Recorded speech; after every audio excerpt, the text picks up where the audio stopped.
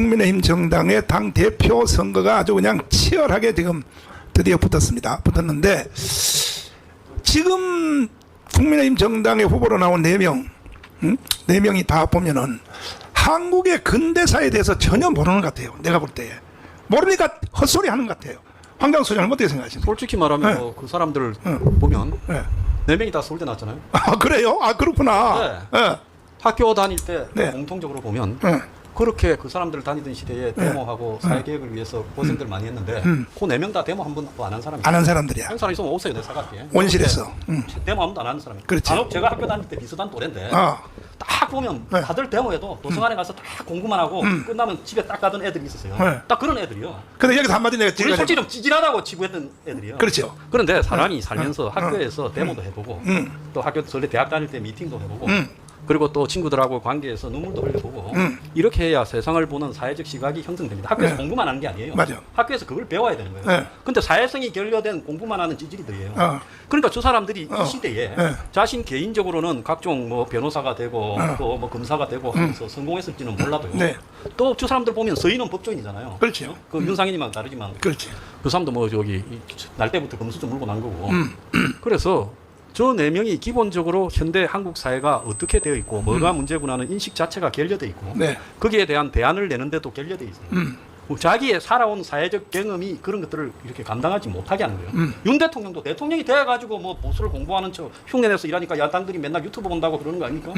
그러니까 저 사람들의 기본적 지적 수준은 뛰어날지 몰라도 사회적 인식 수준은 굉장히 저열해서 현 사회에서 보수가 뭘 해야 되는가를 모르고 지난 대선에 한동훈이 같은 경우에는 좌파들한테서도 거기서 주류가 되지 못하고 비주류가 돼가지고 요 보수요 나는 뉴라이트라는 사람들을 굉장히 싫어합니다. 아.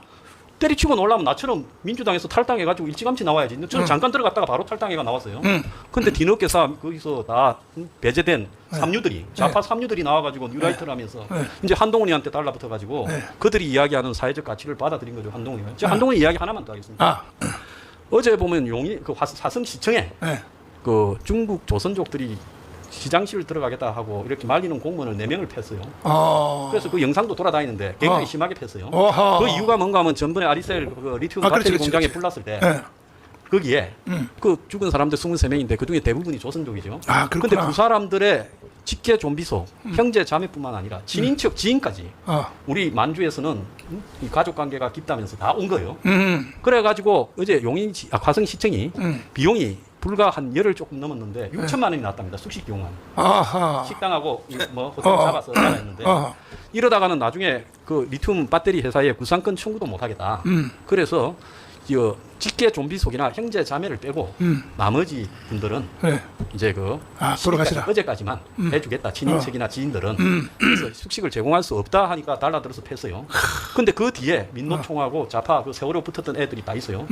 자 나는 파출소 안산의 소장이 그 분향소를 차리니까 허가 받았냐니까 허가 안 받았대. 그래서 분향소는 국가를 위해서 좀 일하다가 돌아가신 분한테 차리는 거 아니냐 하니까 그 소장을 갖다가 시끌벅적하게 만들어가 언론에 흘려서 경기 남부경찰청이 사과했어요. 어허. 자 여기에 한동훈의 책임이라는 거. 저기에 가서 일한 사람들요. 전부 불법 파견 근로고 이 고용 허가 특례를 받지 않은 회사입니다. 그래서 불법으로 근로했어요. 작년에 한동훈이가 12만 명의 비숙련 노동자를 데려왔고 떠들썩하게 자기 공이라고 전라도 다니면서 떠들었잖아요. 법무장관 할 때. 네. 그리고 올해는 16만 5천 명. 이야. 두 해에 30만 명 가량을 데리고 들어왔어요. 자, 저 사람이 얼마나 사회적 인식이 없었으면 이런 일을 했느냐. 이런 것들을 보여주는 겁니다. 그래서 국민의힘 후보 4명이서 그 문자 가지고 쌈박질하고 자빠진 꼬라지를 보면 솔직히 말하면 저것들이 어디 서울대 나와가지고 나름대로 그 기득권 사회에서 인정받았는지는 모르지만 솔직히 완전히 이 세상을 저것끼리만 기득권 사회에서 자신의 이익을 위해서만 산 것들이 어떻게 국민 서민들의 아픔을 이해하겠어요? 그러니까 저것들이 중에 누가 돼도 답이 안 오는 겁니다. 자, 고 박사님. 저 중국에서 만약에 저런 화재 사건이 일어났으면 저 이번에 완 그 피해자들 가족들이 저런 짓 못하죠. 그러니까 한국에 와서 이제 못된 것만 금방 배워가지고 저렇게 하는데 문제는 이 국민의힘 정당의 이제 후보 4명이 나왔잖아요. 나왔는데 이 사람들이 대한민국을 사실 이거 이끌어갈 수 있는 체질이 어떻게 보입니까? 어떻습니까? 그거 지금? 우리 황장수 대표 말씀이 뭐 전체적으로 공감이 가는데. 네, 그런데 저는 그 4명 중에 원희룡은 조금 다르다 그런 생각을 좀. 원희룡은 왜냐하면 개인적으로 어릴 때 해요. 예. 학원도 못 다녔거든. 그렇죠. 제주도에서. 그 집이 밑바닥에? 저 중문에 있는 그 산골인데 그 저 아버지가 장로님이잖아요. 예, 뭐 가장 일찍 기독교를 받아들인 집안이고 그리고 그때 아주 저 소농이었어요. 그래가지고 전기도 안 들어오고 그런 데서 지금 원희룡 형이 이제 그때 한 4살 땐가 그 리어카에 다리가 끼는 바람에 그 발가락이 완전히 절단 지경이 됐는데 그걸 제대로 고칠 만한 병원도 없었어요. 그래서 그때부터 장애가 생겨서 군대에도 못 가거든요. 아, 그 발가락에 그런 장애 때문에 군대를 못 갔다는 것이 늘 좀 마음에 걸렸나 봐요. 그래서 그거를 육체적으로 극복한다고 마라톤을 한 거예요. 아하. 그래서 지금 마라톤을 뭐 여러 번 완주를 하고 하여튼 뭐 사람은 참 그런 면에서 보면 독한 사람이죠. 아니 저 흑수저는 맞기는 맞아. 예, 그 흑수저예요. 흑수저고 네. 또 대학 다닐 때도 공부는 거의 안 하고 데모만 하고 그래요? 그야말로 데모만 했어요. 데모하고 노동운동 아니 수석으로 들어간 사람이 데모하면 예, 되겠어. 아니 그 데모만 했어요. 그리고 노동운동을 하고 어. 그러다가 이제 그 이걸로 세상을 바꿀 수 있겠냐 해서 갑자기 딱 접고 사시 시험을 봐서 6개월 만에 수석이 된 거예요. 참 천재는 천재야. 다른 사람들 뭐 몇 년 해도 안 되는 거를. 그러고 나서 검사 생활을 딱 5년 하고 또 그만둬요. 왜 그러냐면 검사 해갖고 부산에 그 저 조폭 때려잡고 마약 때려잡는 일을 했는데 그때마다 현장에 나갔다 그래요. 아 판사 안 하고 검사했구나. 예. 아. 근데 그렇게 맨날 도둑놈 강도 잡아봤자 이게 세상이 바뀌는 거는 아닌 것 같다. 그러니까 룰 메이커가 돼야지. 룰 테이커가 돼서 백날 고생해봤자 세상이 바뀌는 건 아니지 않냐. 이런 생각 때문에 룰 메이커는 입법자니까 해서 국회의원이 된 거예요. 그런데 그때 다들 그 당시에 이 김대중 쪽으로 갈 거라고 생각을 했어요. 맞아요. 그때 그 데모했으니까. 서울대 출신 중에는 원희룡이하고 김민석이가 제일 거론이 많이 됐는데 원희룡이는 맨날 데모하고 노동운동을 해서 김대중이 쪽에 갈 거다. 김민석이는 뭐 저 서울 그 저 깍쟁이처럼 생겨가지고 네. 아마 그 이해창 쪽으로 갈 거다 그랬어요. 근데 거꾸로 갔어요. 아. 거꾸로 갔는데 근데 원희룡이가 그때 이해창 총재의 영입제의에 그 응해서 한 말이 이거예요. 이게 아. 사실은 그 전향선언과 비슷한 거예요. 뭐라고 그랬냐면 우리나라는 좌우 양쪽으로 균형 있게 세력이 발전해야 되는데 이 보수 쪽이 좀 너무 지나치게 협소하고 좀 낡아서 그 보수를 혁신하고 개혁하기 위해서 내가 보수를 선택합니다. 이렇게 얘기해요. 아. 그러니까 자기 스스로가 그 이전에는 저 노동운동한 좌파 성향의 정치인이라는 걸 고백하고 그런데 내가 정치 입문을 하면서는 보수를 개혁하고 혁신하기 위해서 내가 보수의 몸을 지금부터 담겠습니다. 이렇게 선언하거든요. 그 후로 25년 동안 이 사람이 당에서 보수 혁신을 위해서 맨날 혁신하자 하니까 비주류가 될 거 아니에요. 그래서 비주류로 계속 있었어요. 그리고 혁신위원장을 주로 하고 그러면서 여기까지 온 겁니다. 저는 그래서 4명의 후보들 중에서는 원희룡이가 그런 면에서는 다른 사람들하고 좀 그 경로나 결이 좀 많이 다르다 그런 생각이 들고요. 이제 한 말씀만 더 드리면 저는 이번에 당 대표가 될 사람은 딱 2가지 미션이 있다고 봅니다. 네. 뭐 여러 개 없어요. 딱 2가지 미션. 하나는 대통령 지켜야 돼요. 아 대통령. 우리가 8년 전에 뭐 박근혜 대통령에 대해서 호호가 있을 수 있지만 대통령 뺏기고 보니까는 싸움을 할 수가 없잖아요. 그때부터 무너진 거지. 그러니까 이번에도 윤석열 대통령에 대해서 뭐 호호가 있을 수 있어요. 그렇지만 일단 무조건 지켜놔야 돼. 무조건 지켜야 돼요. 윤석열 정부가 자유파 정권이라고 생각하는 사람들이라면. 아니 북한으로 넘어가 버려요. 네, 그러니까요. 윤석열 대통령을 잃어버리면. 무조건 지켜야 돼. 근데 이제 지키는데 우리도. 번째는 예. 이걸 지키려면 국민의힘 독자적인 힘만으로 안 되잖아요. 현실적으로 네. 저는 저 종북 주사파들이 곧 촛불 들고 나올 거라고 생각하거든요. 광화문을 점령하려고. 거의 나오게 돼 있어요 지금. 그러면 종북 주사파들이 광화문 들고 촛불 들고 광화문에 나올 때 맞짱 뜰 수 있냐? 국민의힘이 잽이도 안 될 거라고요. 겁이 나서 나실 사람 없어요. 그래서 이 상황이 되면 국민의힘이 우리 광화문 태극기 애국 세력과 손잡고 같이 싸워줘야 돼요. 우리는 그럴 용의가 있잖아요. 그러면 적어도 그런 식으로 판을 짤 수 있는 광화문 태극기 애국 세력과 함께 손잡고라도 대통령을 지켜야 되겠다라고 하는 정도로는 스케일이 있어야 되는 거예요. 그런 사람이 당대표가 돼야 돼요. 제가 보기에 넷 중에 원희룡이 유일합니다. 근데 나한테 전화도 안 오는데 아직. 아 이거 뭐 전화해서 뭐예요? 아니 2심 전심 2심 뭐 그 뭐 저 당선된 뒤에 이제 올라가려는가 보다. 이제 이 시대 흐름과 같이 가는 거 아닙니까? 이를테면은 제가 평소에 목사님하고 전화 통화를 합니까? 우리 이병구 대표랑 전화 통화합니까? 맞아. 무슨 우리가 뭐 저 시나리오가 있어요, 원고가 있어요, 뭐가 있어요? 맞아요. 그냥 4시에 모여 갖고서 이러고 하는 거잖아요. 원래 천재들이니까. 하여튼 저는 그래서 이번 이 탄핵이 임박했다. 좌파들이 촛불 들고 곧 나온다. 네. 이걸 막아낼 수 있는 사람이 당 대표가 돼야 되고 4명 중에서는 원희룡이 제일 그 기준, 그 미션에 가깝다. 그렇게 저는 생각합니다. 이봉규 박사님. 그 열 받아서 말이야. 저 당 대표를 제가 다 쓸어내버리고 대표님이 그냥 당 대표로 나가는 아유, 게 이거 제일 낫지 저는 않습니까? 이제 뭐 그릇도 안 되고. 아니, 요즘 아니, 저는 그릇도 안 되고 그럴 뭐 의향도 없고요. 가발을 하나 사서 쓰셨습니다. 가발 얘기를 하고 내가 한 뚜껑이냐? 한 뚜껑 열리네. 아니 그래서 모자란 가발로. 내가 이제 물어보면은 정말 이 사람들은 내가 볼 때에 제일 부족한 게 뭐냐, 대한민국이 왜 생겼는지를 모르는 것 같아요. 이 그러게요. 사람들이. 예. 한 말씀 한번 해보세요. 이제 저희가 이제 그 윤석열 대통령 처음에 윤석열 신드롬 현상이 일어날 때 우리 네. 광화문이 윤석열을 지지했지 않습니까? 맞죠. 그때 무슨 기대가 있었냐면 네. 이 문재인, 뭐 조국, 이재명 뭐 이런 이 흉악한 놈들을 뭔가 해결해줄 깡다구. 한 달 안에 깜빡 넣을 줄 알았지. 아 그렇죠. 네, 그걸 한 달. 기대했어요. 그렇죠. 아 저 사람밖에 없다. 네, 네. 그래서 신드롬이 일어난 거거든요. 맞아요. 그래서 광화문에서 전폭적으로 지지했는데 그거 이제 뭐 미흡해서 우리가 좀 실망도 하고 그러나 그럼에도 불구하고 윤석열 정부가 무너지면 안 돼서 아직까지 우리가 지지하고 있는데 그렇지. 지금의 당 대표는요. 첫째, 저는 두 가지 고성국 박사 좋은 주문했는데 저는 이제 두 가지를 주문하는데 첫째는요. 아까 윤석열의 그 깡다구를 기대했듯이 저는 건달기가 있다고 있는 사람이 좀 필요하다고 생각해요. 윤석열에게 건달기가 있다고 우리가 봤어요. 이제 이거 뭐 술도 잘 먹는 데다가 뭐 폼도 막 이러고 죄송하지만요.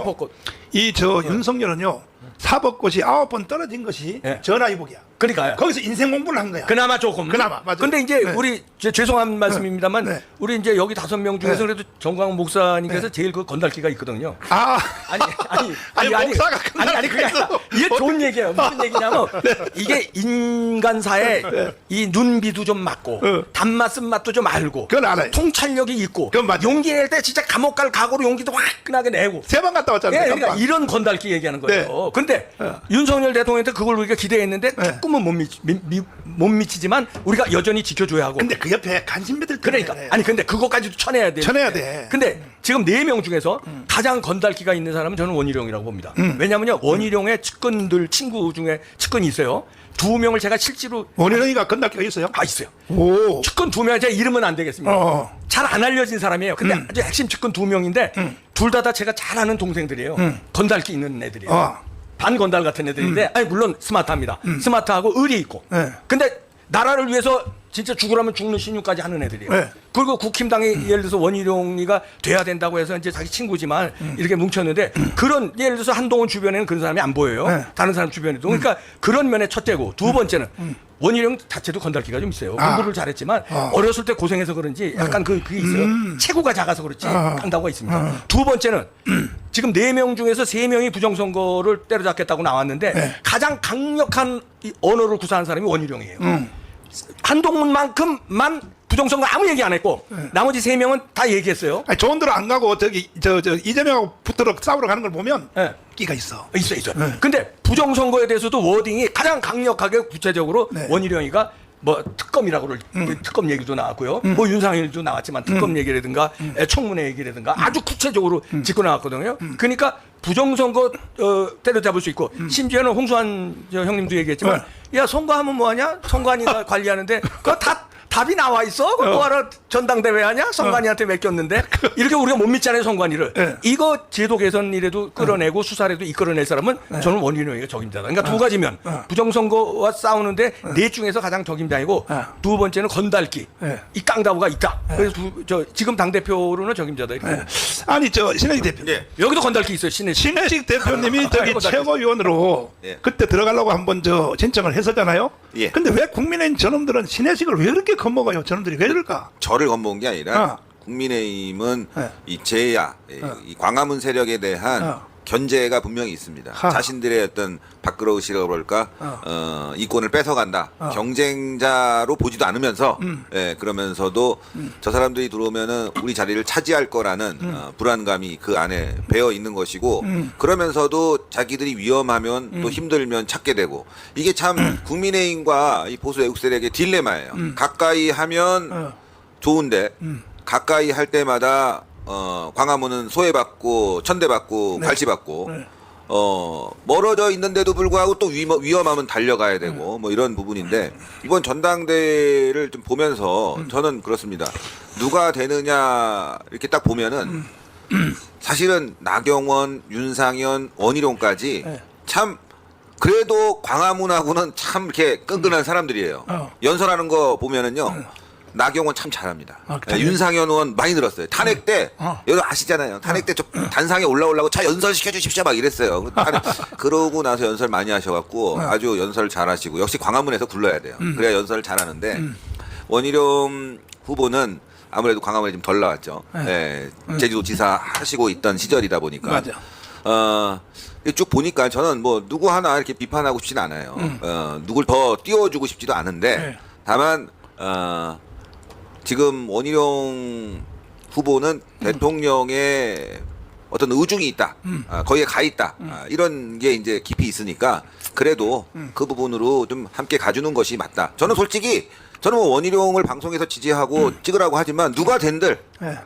윤상현, 나경원, 원희룡 다 그래도 지금의 광화문 세력과 이렇게 좀 어려운 부분을 소통할 수 있는 사람들이라고는 생각합니다만은 어쨌건 굳이 선택한다면 현재는 원희룡처럼 보이고 그리고 한동훈에 대해서 좀 말하고 싶은 거는 한동훈이 이게 지금 너무 심각한 문제가 오늘 터졌어요. 아, 뭐요? 예, 바로 이 여론 조성팀 운영이 터졌습니다. 아, 그러면 저기 예, 뭐 이거는 경인선이네. 이건 지금 한동훈 특검과는 전혀 다른 문제예요. 한동훈 특검과 관련해서 자녀 입시 문제는 이거 밝히기 좀 애매한 부분도 있어요. 지금 미국에 가 있기 때문에 이걸 밝히기 좀 어려운 부분도 있고 뭐 한마디로 이제 이미지에 타격은 줄 수가 있겠죠. 그 다음에 고발 사주 문제와 관련해서도 뭐 한동훈까지 가더라도 한동훈이 지금 포렌식을 해서 휴대폰에서 뭐 분명하게 드러난 게 없거든요. 다만 다 정황일 뿐이고. 그래서 이거는 이제 민주당이 한동훈의 이미지를 깎고 그거와 윤석열 대통령하고 연결시켜서 공격하려고 하는 정치적 이제 야비한 특검인데 지금 터진 한동훈의 여론팀 그 공작이랄까 여론팀 운영은 네. 지금 장해찬이라고 국민의힘의 최고위원이 오늘 전 최고위원이죠. 오늘 그 내용을 아예 그냥 페이스북에 올렸어요. 네. 그거는 누가 봐도 일단 정치 중립 의무 위반입니다. 법무부 장관이 어떻게 그런 걸 시킵니까? 정치 중립 의무 위반인데 심지어는 오늘 글에 자신이 공무원을 통해서도 그런 그 지시를 받았다고 했거든요. 그러면 이거는 직권 남용이 되는 거죠. 그리고 또 하나는 이게 업무 방해가 되는데 그 댓글 내용을 올렸어요. 충격적이게도. 근데 그 내용을 보니까 마지막에 또 뭐가 들어가 있냐? 자신이 비례대표 10번을 받을 수 있게 여론 조성을 해달라. 야, 이렇게 되면 또 선거 개입까지 터져요. 아, 그건 경인선하고 똑같은데. 그렇죠. 드루킹처럼 되는 거죠. 네. 그러니까 한동훈이는 당대표가 되더라도 깜빵이 예약돼 있어요, 이건. 증거가 나와 있으니까. 지금, 장해찬이가 낸 그 댓글은, 그 지금 오늘 그 증거로 내민 거는 실제로 실명이 있다는 거고 자기가 활동을 했다는 거예요. 그래서 이거는 관련자들의 휴대폰을 압수해서 포렌식 하면은 다 나올 수뿐이 없는 내용이거든요. 그렇지. 너무나 명백하게 돼버렸어요, 이게. 빼도 박도 못하는 상황이 돼버렸고. 중간에 공무원이 있고. 아무리 부인을 해도 한동훈이는 제가 봤을 때는 어쩔 수 없죠. 구속영장이 발부될 수뿐이 없는 와. 상황이다. 그러면 한동훈을 뽑는 순간에 특검에다가 지금 이 댓글팀 운영, 정치중립 의무 위반에 대한 공수처 수사가 들어올 겁니다. 이거는 고위공직자이기 때문에 경찰도 하겠지만 고위공직자가 직접 할 수도 있는 거죠. 직권으로. 이재명처럼 재판받아 다녀야 되네. 자, 그러니까 이 참 웃기긴 해. 대통령은 탄핵 가고 당대표는 깜빵 가고. 그러니까 한동훈 때문에 대통령과 갈등으로 무너지는 상황이 아니라 오늘 장해찬의 폭로로 인해서 아하. 그냥 보수가 괴멸되는 겁니다. 국민이 봤을 때 대통령은 탄핵 심판에 올라가는데 당대표 깜빵에 간다? 그것도 여론 조작으로 김경수가 그것 때문에 들어갔는데 이야. 이렇게 되면요, 진짜 국민의힘은 없어지는 거예요, 이게. 이 과거에 그 돈봉투 사건은요, 이게 잽도 안 되고, 차떼기 사건도 잽도 안 되는 겁니다, 이게. 그러니까 선거를 해봐야 뭐든지 다 드러나요. 드러나는데, 자, 황장수 소장님. 예. 황장수 소장님은 서울대 나오셨잖아요. 예. 근데 서울대 나온 사람들을 왜 이렇게 또 비판을 하고 왜 그러세요? 솔직히 말하면 같은 동문인데. 저는 서울대가 없어져야 된다 보고 있습니다.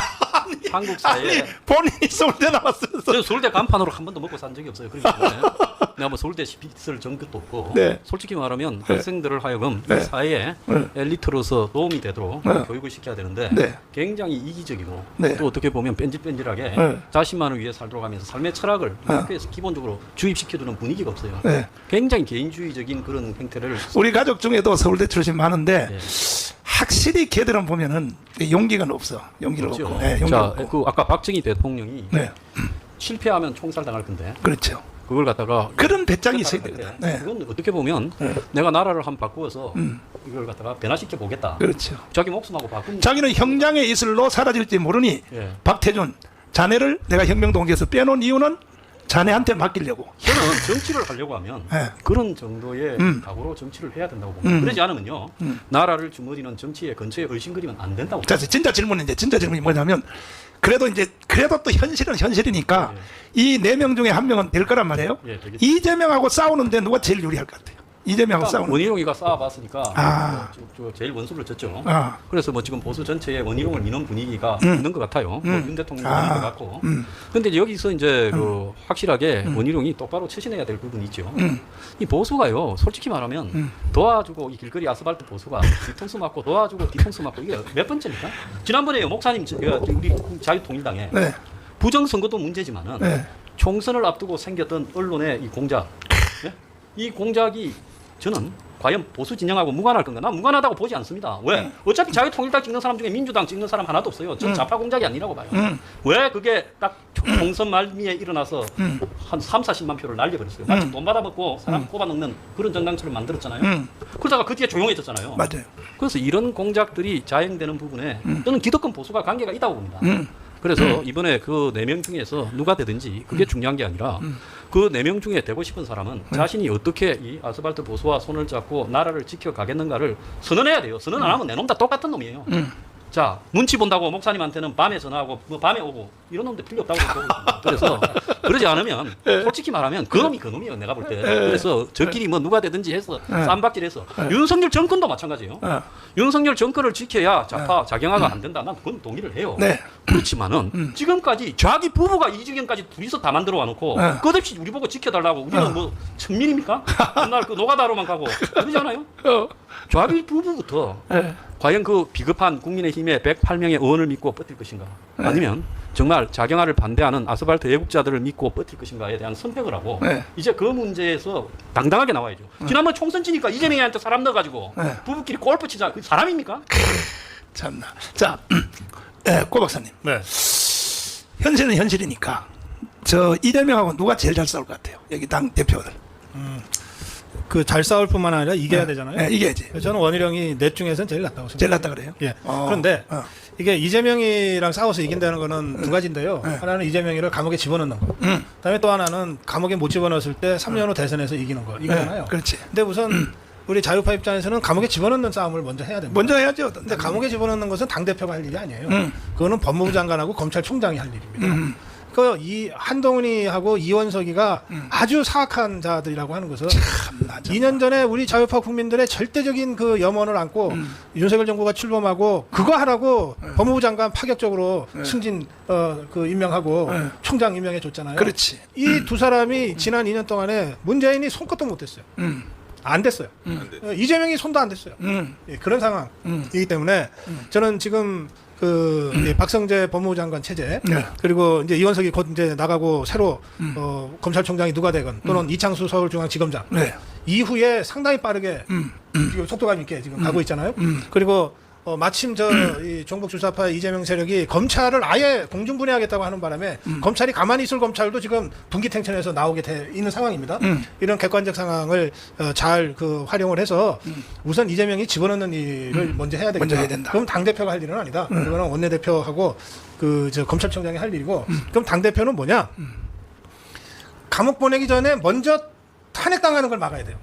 지금 탄핵을 먼저 당할지 감옥을 먼저 보낼지 사실은 모르는 거예요. 그리고 저것들이 108명 중에 8명만 꼬시면 내일이라도 탄핵 국회의견 해서 대통령 직무정지부터 시키려고 그러잖아요. 그렇죠. 그러니까 이거는 임박해 있는 위험이에요. 그러니까 그것을 어떻게 막아낼 것이냐라고 하는 게 지금 새로 당대표가 될 사람의 처음이자 마지막이라고요. 이 사람이 이걸 하면은 가장 그 유능한 대표가 되는 거고 아무리 무슨 저 일을 많이 해도 이거 못하면은 그야말로 모든 그 이 책임을 져야 될 패자가 되는 거예요. 그럼 누가 제일 유리해? 저는 그 점에서는 원희룡이가 제일 낫다고 봅니다. 그래요? 이게 왜냐하면요. 이게 이제 저는 진정성의 문제로 이 문제를 봐야 된다고 보는데요. 이 4명의 후보 중에 윤석열에 대해서 진정성이 누가 있느냐. 이게요. 2년 전에 경선 끝나서 윤석열 후보가 이제 당 후보가 된 다음에 도와달라고 했어요. 홍준표한테 도와달라고 그러고 유승민한테 도와달라고 그러고 다시 경선했던 사람들한테 다 도와달라고 안 했겠습니까? 그러겠지. 유일하게 원희룡만 백의종군하다시피 도와줬어요. 그것도 직급 낮춰서 본부장으로 갔어요. 경선했던 후보가 선대위원장 거지. 그랬구나. 그걸 실무 책임자인 본부장으로 누가 갑니까? 원희룡이 그런 사람이라고요. 그렇게 하고 국토부 장관 해서 어떻게 했습니까? 양평고속도로 갖고 백자 선언하면서 초유의 그 전면전을 벌였잖아요. 그러니까 이런 점에 있어서는 원희룡은 다른 건 몰라도 윤석열을 지켜야 한다. 윤석열 정부를 성공시켜야 한다. 거기에 자신의 모든 정치 생명이 달려있다라고 이미 생각하고 있는 사람. 네. 그러니까 원희룡은 다른 선택의 카드가 없어요. 윤석열 대통령을 지키고 윤석열 정부를 성공시켜야 비로소 그 과정에서 원희룡의 대권 구도가 열리는 사람이에요. 네. 운비업적으로 그렇게 돼 있기 때문에 저는 원희룡이 현재 경북주사파와 투쟁에서 가장 잘 싸울 사람이다. 그렇게 저는 보는 겁니다. 뒤에 들어오신 그 시청자들을 위해서 말씀을 드리면 실제 지금 대한민국을 뒤에서 움직이는 실세 5대 유튜브가 한자리에 모였습니다. 이거는요 하나님이 아니면 이렇게 만들 수가 없어요. 이 각자 개인들이 대단하신 분인데 이 한자리에 모이겠습니까 이거? 하나님이 이거 만들어 주셨는데 이범규 대표님, 네. 저 이재명하고 싸우는데 누가 제일 유리할 것 같아요? 뭐 지금도 네. 중론이 모아지는 것 같아요. 원희룡으로 모아지는 것 같은데 저는 이제 그 우리가 선택을 할 때 최선의 선택이 있고, 예. 최선은 아니지만 차선 선택을 할 수도 있고요. 그렇죠. 그다음에 최악을 피하는 선택이 있어요. 그렇죠. 이것만은 안 된다. 그래서 차악을. 그러니까 저는 이번 당대표 선거는 최선은 이제 없는 것 같아요. 그래서 이 사람이 이제 훌륭한 지도자다 하는 거는 없는데 그럼에도 불구하고 우리가 포기하면 안 되는 게 윤석열 정부가 미리 무너지면 임기 전에 무너지면 우리나라가 무너지는 거예요. 그래서 윤석열 정부를 임기까지는 최소한 보장해주고 그러면 그 사이에는 원희룡이가 됐든 아니면 뭐 제3의 이재명을 잡아넣는 뭐 영웅도 나올지도 모릅니다. 누가 됐든 우리가 야구에서도 보면 마무리 투수도 있고 중간 릴리프가 있잖아요. 그렇지. 요번에는 마무리가 될지 중간 릴리프가 될지는 모르지만 우리가 최선은 아니더라도 차선을 택하는 심정, 최악은 피하는 심정. 최악이라는 건 이제 우리 말 안 해도 나와 있죠. 그렇죠. 뚜껑 일단 나와 있으니까 네. 뚜껑 열리면 안 되는 사람은 피해야 된다. 그리고 나머지에서 우리가 봐서 윤석열 정부를 가장 강력하게 지킬 수 있고 부정선거를 밝힐 수 있는 사람. 그럼 이제 이게 모아지는데 원희룡 쪽으로. 네. 근데 원희룡이가 여기서 우리가 이제 기대를 하려면 이제 화끈하게 해줘야 돼요. 이 그동안에 이제 원래 똑똑한 사람이니까 그러니까 이 정치를 그동안에 하면서 조금씩 진보되는 것 같아요. 뭐 좀 깡다고도 좀 더 진보되는 거고 네. 정치 감각도 조금씩 나아지는 거고. 네. 그런데 여기서 이제 우리가 지금 시대에는 그 정도 해가지고는 안 된다. 지금 시대는 이승만이나 박정희의 버금가는 진짜 걸출하게 행동하지 않으면 안 된다. 과거는 다 잊어버려라. 당신이 무슨 뭐 사법고시 수석을 하고 무슨 뭐 그거 다 하나도 그 도움되는 일 아니에요. 오히려 그래서 망친 것도 있어요. 그래서 깡다구를 못 낸 것도 있어요. 내가 1등인데 이것 때문에 여태가 인생 잘못 살아온 것도 있어요. 조금 비겁한 것도 있었어요. 근데 이제는 진짜 이승만 박정희를 연구하고 거기에 버금가는 용기, 죽을 까고 난 여기서 죽겠다. 이거를 하고 하면은 이제 그 뒤에 뭐 대권 주자도 될 수 있는 거지. 근데 그러나 우리는 할 수 없이 차선이라든가 최악은 피하는 차악이라도 선택하는 원희룡인데 네. 원희룡인 명심해라. 여기서 뭐 또 당 대표가 되든 안 되든 우리가 우파가 이렇게 지지해줬다고 해서 저 그냥 뭐 이렇게 간단하게 정치적으로 생각하지 말고 네. 선거 공학적으로 생각하지 말고 진짜 목숨 건 이 다시 한번 태어나는 각오를 좀 해달라 이런 주문을 드립니다. 네. 신하식 대표님, 누가 이재명하고 누가 제일 잘 싸울 것 같아요? 역설적으로 이제 저는 거꾸로 네. 누가 제일 못 싸울까를 보면은 네. 답이 딱 나옵니다. 예. 한동훈은요 일단 특검에 목이 잡혀 있습니다. 그리고 이번 선거 끝난 다음에 대통령하고 밥도 안 먹었어요. 회피했습니다. 그런데 가장 먼저 전화해서 밥 먹자고 한 사람이 누구냐? 진중권이에요. 아니 지금 진중권한테 전화해서 그것도 너무 미안하다. 한번 시간 내서 밥을 먹고 싶습니다. 그래서 진중권이가 그쪽으로 붙었구나. 아니, 상황입니다 지금 사실은 한동훈의 상황은 진중권이고. 예? 그렇구나. 자 좌파에게 먼저 사과하고 기대고 정책적으로도 좌파에게 약점이 잡혀 있을 뿐만이 아니라 민주당이 이제 여론 선동과 관련된 이 팀 이걸 계속 공격을 하게 되면 한동훈이는요 이재명과 싸우는 게 아니라 이재명과 협조해야 돼요. 깜빵 가기 싫으면. 근데 그걸 모르는 우파들이 있다는 거죠 한심하게. 그래서 가장 잘 싸우는 것보다 가장 못 싸울 수뿐이 없는 사람이 지금 당대표가 되는 게 지금 국민의힘의 불행이자 현실이다. 누구를 우리가 선택하느냐도 굉장히 중요하지만 지금 여론조사 1등이에요. 오늘도 보니까 50%가 넘는다. 뭐 나경원이는 12%, 한동훈이 원희룡이 10%, 윤상현이 2%다 합친 거를 보다도 한동훈이가 높다. 50 몇 프로 이렇게 나오거든요. 지금도? 예. 여론조사가 뭐 어쨌건 뭐 믿을 수 있다, 믿을 수 없다를 떠나서 말이죠. 그 여론조사는 저 일반 그 민주당까지 다 합해서 하는 거 아니에요? 일반 여론조사하고 국민의 지지층 여론조사를 하는데 국민의 지지층은 더 높습니다, 이게. 자, 그러니까 야, 이거 참 큰일이다.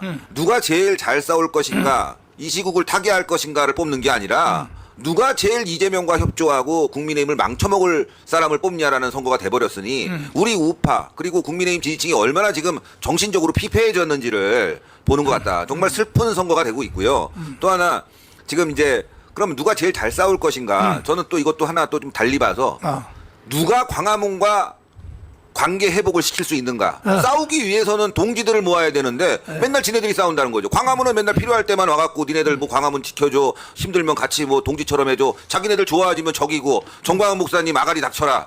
아, 이건 진짜 국민의힘 어디 아닙니까? 제가 목사님한테 직접 말씀드리는 게 아니라 그런 식으로 폄하하고 김기현 때. 네. 그래서 저는 누가 이재명하고 싸울 것도 중요하고 그건 당연한 거지만 누가 광화문과의 관계 회복에 적극적으로 나설 것이냐. 그래서 저는 지금도 지켜봤어요.